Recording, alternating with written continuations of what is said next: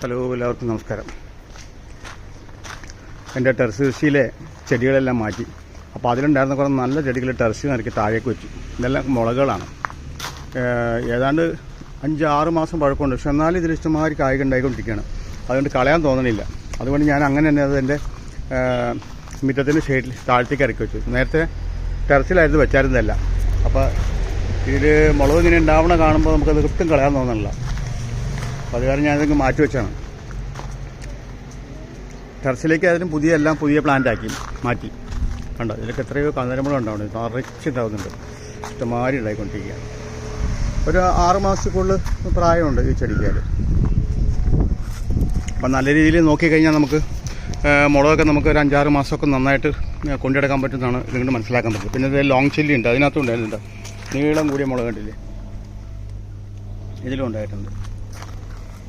അപ്പോൾ എന്തായാലും നിൽക്കട്ടെ, ഇവിടെ താഴെ നിൽക്കട്ടെ. വളമൊക്കെ സാധാരണ എൻ്റെ ന്യൂട്രിയൻസ് തന്നെയാണ് കൊടുക്കുന്നത്. എന്തായാലും നന്നായിട്ട് കയറി വരുന്നുണ്ട്. Okay, thank you.